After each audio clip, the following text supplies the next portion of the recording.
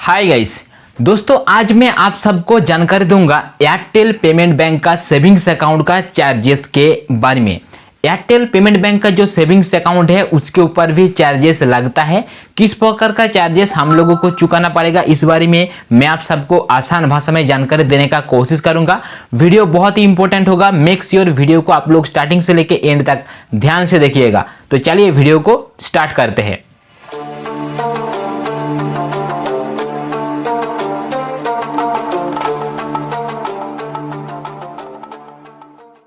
जैसे कि आप लोग मेरा मोबाइल के स्क्रीन पर देख पा रहे हो, मैंने इस समय पर हाजिर हूं एयरटेल पेमेंट बैंक का जो चार्जेस वाला सेक्शन है उसी जगह पर। आप लोगों को ये चार्जेस एयरटेल थैंक्स एप्लीकेशन के माध्यम से भी मिल जाएगा या फिर एयरटेल पेमेंट बैंक का जो ऑफिशियल वेबसाइट है उसी जगह से भी मिल जाएगा।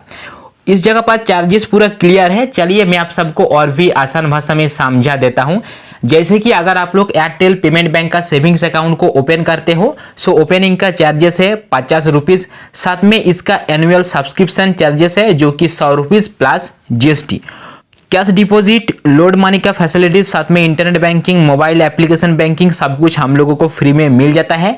कैश डिपॉजिट के ऊपर भी कुछ चार्जेस है। जैसे कि अगर आप लोग 25,000 रुपीज़ तक का कैश डिपॉजिट करते हो बैंकिंग पॉइंट के माध्यम से, उस केस पर किसी भी प्रकार का कोई चार्जेस नहीं है। 25,000 से 50,000 के बीच में अगर आप लोग कोई अमाउंट को डिपॉजिट करते हो उस केस पर 0.5% का चार्जेस लिया जाएगा। 50,000 से ज़्यादा अमाउंट अगर आप लोग अपना सेविंग अकाउंट पर डिपॉजिट करते हो बैंकिंग पॉइंट के माध्यम से, उस केस पर 0.75% का चार्जेस लिया जाएगा। कैश विड्रॉल के ऊपर भी कुछ चार्जेस है। अगर आप लोग 10,000 रुपीज़ के अंदर कोई कैश विड्रॉल करते हो उस केस पर किसी भी प्रकार का कोई चार्जेस नहीं है। साथ साथ अगर आप लोग 10,000 रुपीज़ से ज़्यादा अमाउंट का कैश विड्रॉ करते हो उस केस पर 0.65% का चार्जेस काट लिया जाएगा। एयरटेल पेमेंट बैंक का कार्डलेस ट्रांजैक्शन भी उपलब्ध है। मतलब आप लोग किसी भी एटीएम पर जाके एयरटेल पेमेंट बैंक का जो कार्डलेस फैसिलिटीज है उसके माध्यम से कैश विड्रॉल कर पाएंगे। इसका भी किसी भी प्रकार का कोई चार्जेस नहीं है। साथ में एईपीएस के ऊपर भी इसका एक कैपिंग लगाया गया है। एक दिन में मैक्सिमम 2 ही बार एईपीएस ट्रांजैक्शन कर पाएंगे और पर मंथ के हिसाब से मैक्सिमम 10 बार एईपीएस ट्रांजैक्शन कर पाएंगे। साथ में कैश विड्रॉल आप लोग पर मंथ के हिसाब से मैक्सिमम 50,000 रुपीज़ तक ही कर पाएंगे और एक दिन पर 10,000 रुपीज़ तक ही कर पाएंगे। अगर आप लोग Airtel payment bank savings account के माध्यम से आईआरसीटीसी ट्रेन बुकिंग करते हो उस केस पर 1.8% का चार्जेस साथ में जीएसटी भी शामिल है।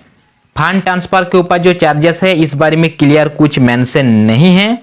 इसी अकाउंट के माध्यम से एयरटेल पेमेंट बैंक का मोबाइल बैंकिंग, साथ में इंटरनेट बैंकिंग, एनईएफटी ये सब कुछ हम लोगों को बिल्कुल फ्री में मिल जाता है।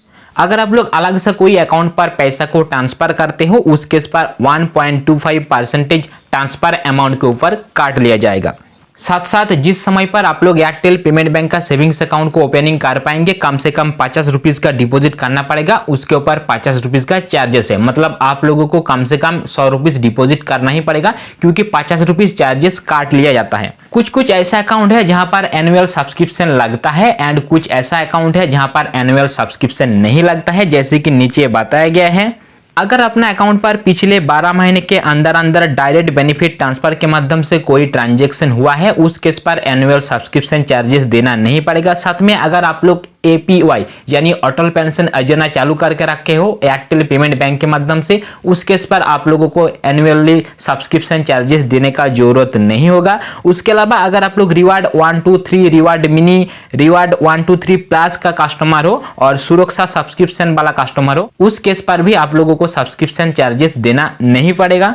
ऊपर में बताया गया है अपना जो एनुअल सब्सक्रिप्शन चार्जेस है ये आप लोगों को हर एक हालत में चुकाना ही पड़ेगा। अगर अपना अकाउंट पर सफिशिएंट बैलेंस नहीं है उस केस पर माइनस हो जाएगा। अगर सफिशिएंट बैलेंस से थोड़ा कम अमाउंट है उस केस पर जितना अमाउंट काटना था वो अमाउंट काट लिया जाएगा, बाकी का अमाउंट माइनस पर रहेगा। उसके अलावा अगर अपने अकाउंट पर ज्यादा बैलेंस है, मतलब जो चार्जेस है उससे ज्यादा बैलेंस है, उस केस पर जो चार्जेस है वो काट लिया जाएगा, बाकी का बैलेंस अपने अकाउंट पर बिल्कुल सेफ रहेगा। सो उस हिसाब से देखा जाए एयरटेल पेमेंट बैंक का जो चार्जेस है मेरे हिसाब से अभी तक ठीक ठाक है। ऐसे भी एनुअल सब्सक्रिप्शन जो चार्जेस है ये बहुत ज्यादा नहीं है। आगे अपना क्या कुछ ओपिनियन है मेरे साथ शेयर करना बिल्कुल ना भूले। वीडियो को अंत तक देखने के लिए आप सबको दिल से धन्यवाद।